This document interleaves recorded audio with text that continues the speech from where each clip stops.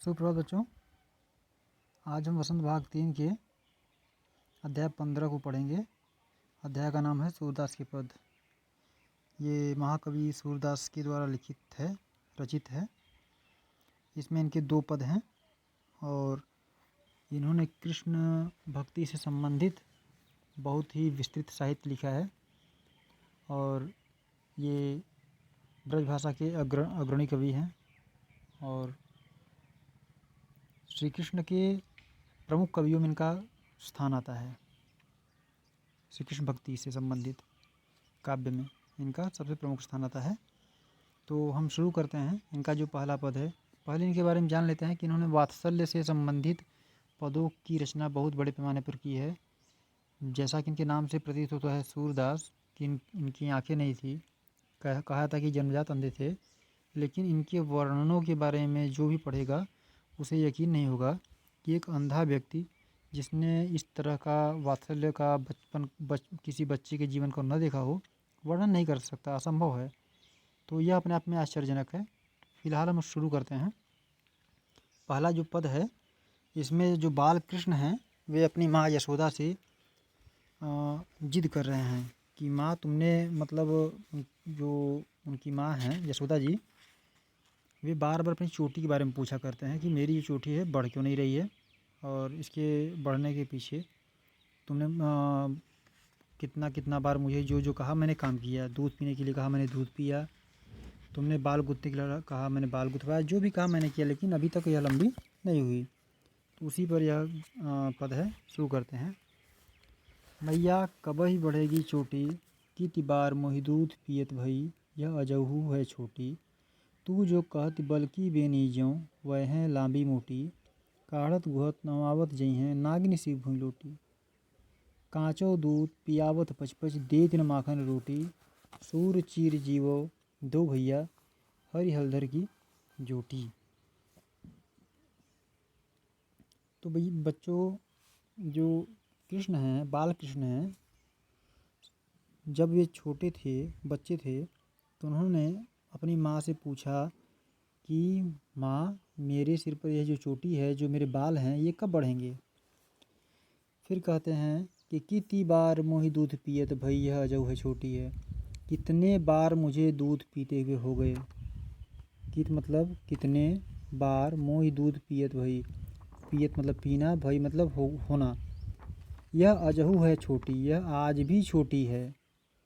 तू जो कहत बल्कि बेनी ज्यों, वह है लांबी मोटी। तू जो कहती, तू तो कहती है, बल की बेनी मतलब बल की बेनी मतलब बलराम की बेनी मतलब चोटी।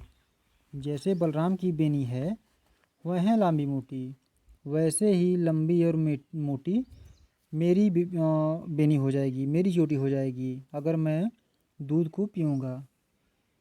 तुमने ये कहा था कि काढ़त कुहत नहवावत जय हैं, नागिन सी भूई लोटी। तुमने कहा कि दूध पीने से बलराम की बेनी सी छोटी सी लंबी हो जाएगी और बालों को काढ़ते गुहते मतलब बनाते संवारते नहाते धीरे धीरे इतनी लंबी हो जाएगी जैसे नागिन ज़मीन पर लेटी हुई हो। भूई मतलब ज़मीन, लोटी मतलब लेटना। काँचो दूध पियावत पचपच, देत न माखन रोटी। काँचो मतलब कच्चा, दूध मतलब दूध गोरस, पियावत पिलाती हो, पच पच बार बार, देत न माखन रोटी। लेकिन तुम मुझे बार बार कच्चा दूध पिलाती हो, देत न माखन रोटी, जो मुझे पसंद है माखन रोटी वह तुम मुझे देती नहीं हो। लेकिन यह आज तक जो मेरे बाल हैं, जो केस हैं, वो बढ़े नहीं। सूर चीर जीवो दो भैया, हरि हलधर की जोटी। तो सूरदास जी कहते हैं कि यशोदा जी कृष्ण की बातों को सुनकर उन्हें आशीर्वाद देती है कि हरि मतलब होता है विष्णु या कृष्ण, हलधर मतलब बलराम, जोटी मतलब जोड़ी। तो हरि और हलधर की जो जोड़ी है वह चिरंजीवी हो, दीर्घायु हो। यशोदा जी अत्यंत प्रसन्न होती हैं बातों को सुनकर और उन्हें आशीर्वाद देती हैं।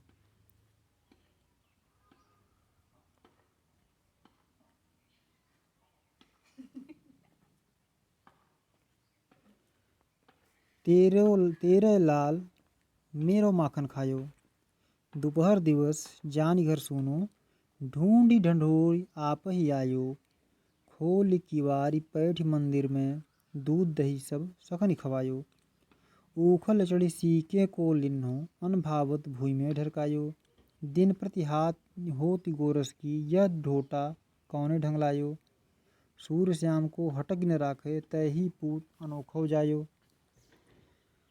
अगली पंक्ति में सूरदास जी कहते हैं कि एक गोपिका है जो कि यशोदा माँ के पास आती है और वह कृष्ण की शिकायत उनसे करती है।